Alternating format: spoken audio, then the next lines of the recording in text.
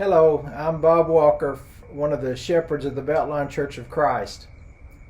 You're familiar with the passage in Paul's letter to Timothy that says the elders who direct the affairs of the church are worthy of double honor. As you read further, the implication is that it is okay to pay for their service if deemed appropriate. But today I want to pay honor to three men who have served the church of Beltline well. This past Sunday, they decided to lay down their mantle of eldership after many, many years of service. I don't want to imply that they will not continue to serve this church, but they have decided to step aside from the official role of elder. As you understand from Scripture, the responsibility of these leaders is often recognized by the various words used to describe them. For example, elder is from the Greek word presbyteros, which means someone older, or bishop from the Greek word episkopos, implying oversight of the affairs of the church. Then there is shepherd from the Greek term poimano, which means to shepherd the flock.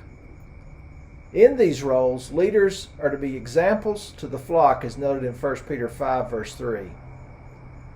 In these few moments, I have chosen a single noble characteristic of each of these men that I want to share with you as I attempt to bestow honor and appreciation to each one. By choosing a single characteristic, I don't want to imply this is their only talent. I could choose others, and perhaps some of my fellow elders would choose another. But I will share a characteristic that I believe to be especially valuable and noble. For Richard Talley, I've chosen his excellent and unwavering oversight of the financial affairs of this church. Richard has overseen the budget of this church for more than 40 years. He has also overseen the financial support of various church plants of the Beltline Church, including the Moulton Heights, North Cortland, and East Side. He has assured that not only the supported missionaries get paid, but also the local employees of the Beltline Church get paid. He has sat and listened for many hours as ministers and others being supported by this church would come for his counsel. He has held us all accountable as we make financial decisions for this church. Every good leader mentors those to take his place as he steps aside, and Richard has done just that. They are capable men stepping in his shoes as he retires his. Richard, thank you for your exceptional service as an overseer of this church. For Granville Graves, I want to honor him by recognizing his ability to shepherd. We as leaders have tried to improve our shepherding skills through the years rather than being a board of directors. Shepherding is done outside of the elders' conference room and not around a table. Granville loves people.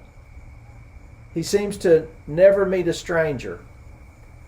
When he visits, he spends time with people. He listens to people. He relates to people. And he encourages people. Those of us who have gone with Granville to visit have always admired his ability to make people feel at ease.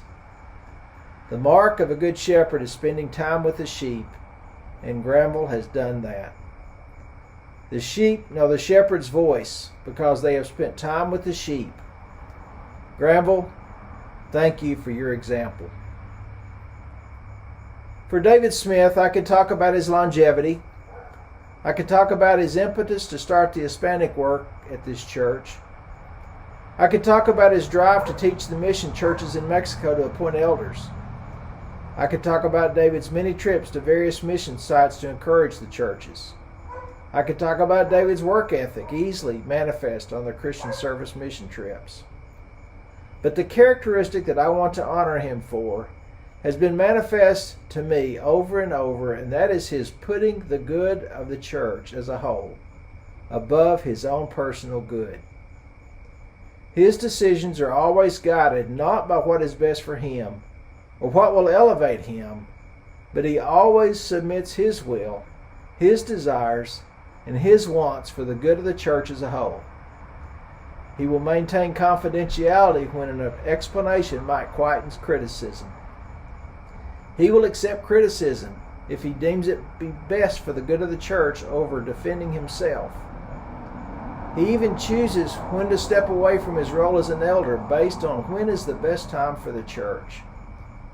Not many people live such unselfish lives. I have seen this manifest in my brother David Smith.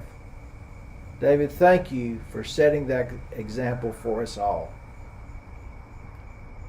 So these are three special men with special gifts. Richard, Granville, and David, thank you from a fellow elder for your service in this role. Certainly, a crown of glory awaits you. God bless you. Thank you all.